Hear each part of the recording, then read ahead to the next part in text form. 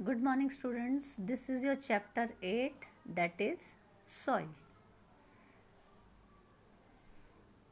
I think soil, you know very well about the soil. What is soil?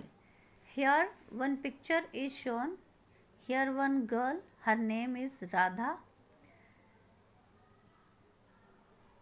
She took a handful of soil and placed it under a lit table lamp. उसने थोड़ी सी soil लिए और table lamp के नीचे रखा है एक paper के ऊपर.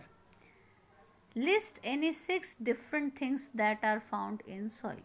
आप भी अपने आसपास जहाँ पे भी wherever you are staying, आप वहाँ से थोड़ी सॉइल लेके आप उसके अंदर भी ऑब्जर्व करके you have to write 6 things what you observe in the soil or what is mixed in the soil.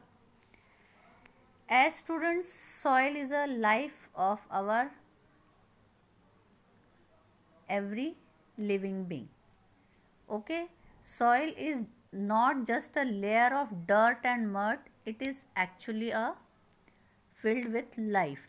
There are many variety of insects, reptiles and many other animals living right in the soil. So students, here plants are also required soil with the nutrient. This all living things, they are totally depend on soil directly or indirectly. So soil is very important in our life or for our crop production. Now how this soil is formed, we will discuss about that. Here the first topic is about the soil formation. सबसे पहले soil क्या है? Soil क्या है? एक अर्थ का upper most जो layer है अर्थ की, अर्थ सरफेस पे जो अपर मोस्ट लेयर है उसे क्या कहते हैं? Soil. Okay, the upper most layer of the earth is called the soil.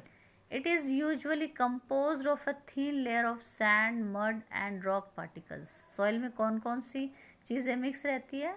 इसके अंदर सैंड भी आपको मिलेगी, मड भी मिलेगी और रॉक पार्टिकल्स भी मिलेंगे. सॉइल के अंदर मिनरल्स भी प्रेजेंट होते हैं because they are mixed by dead and decaying plants and animals remains. इससे उनमें ह्यूमस होता है and animals remains called humus. तो सॉइल के अंदर ह्यूमस भी प्रेजेंट होता है जो हमें किससे मिलता है? डेड प्लांट्स एंड एनिमल्स से. अब हम देखेंगे स्टेप वाइज कि सॉइल का फॉर्मेशन कैसा होता है. कि जैसे बहुत सालों पहले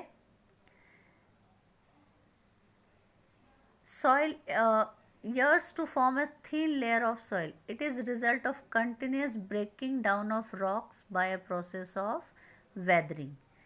सॉइल का फॉर्मेशन, सॉइल की जो फॉर्मेशन है वो कैसे हुई है? थाउजेंड्स ऑफ ईयर्स पहले क्या होता है कि continuous breaking off down of rocks. We see many mountains. Okay, हम बहुत बड़े बड़े माउंटेन्स देखते हैं लेकिन these mountains they are continuously exposed with the wind and water and sunlight. With continuous exposure of wind, water and sunlight, the big rocks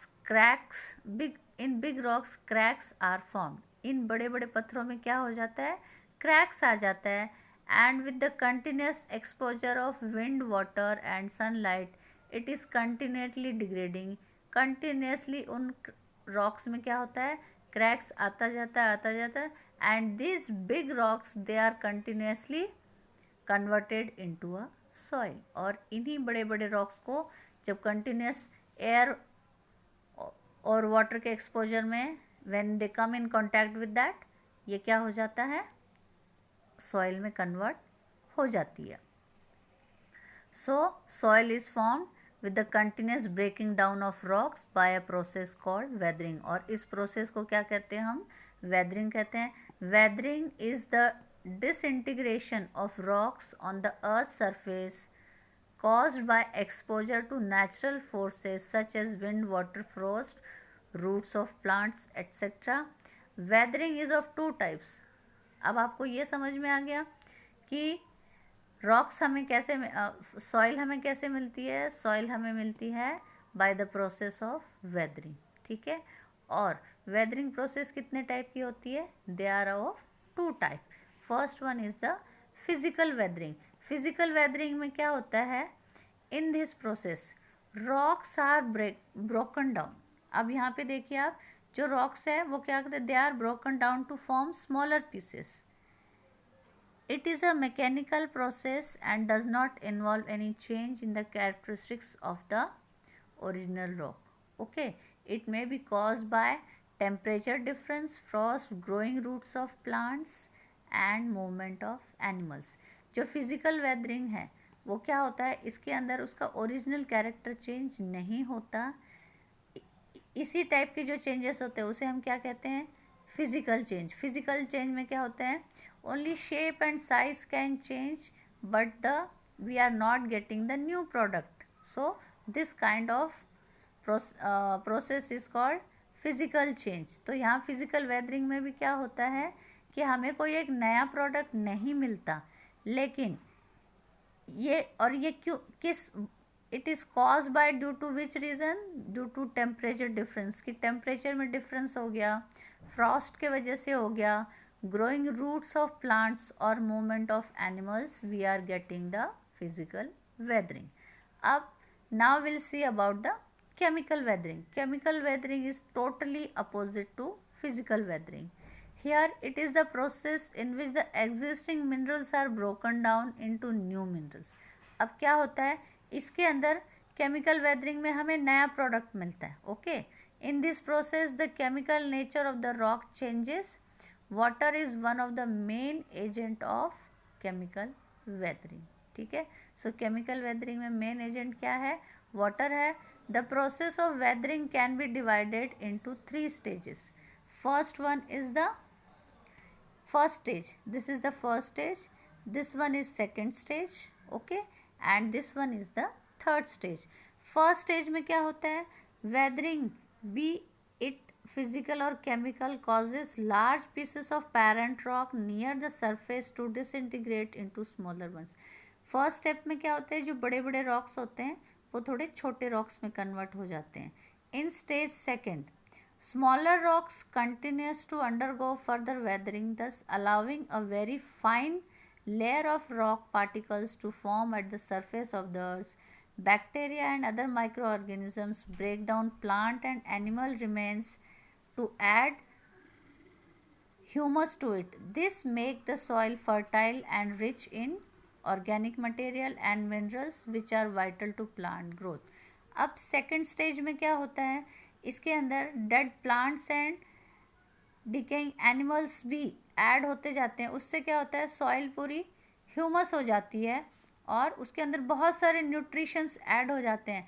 nutritions add होने के बाद में सेकेंड स्टेज में जो रॉक्स है वो कैसे कन्वर्ट हो जाते हैं? See like this. These rocks are converted into this type of soil. अब थर्ड स्टेज में क्या होता है? Minerals and salts are deeper into the ground along with the water to complete the formation of soil and make it favorable for plant growth. इसके बाद में इसमें बहुत से मिनरल्स और सॉल्ट्स क्या होते हैं? Deep into the ground along with the water to complete the formation. इसके अंदर और ऐड होते जाते हैं और एडिशन के बाद में what happened? It is favourable for the growth of the plant. Here see, with the help of this type of soil we can grow many types of plants. Okay students, this is all about the soil formation. In next class we will discuss about the factors affecting the soil formation. Thank you.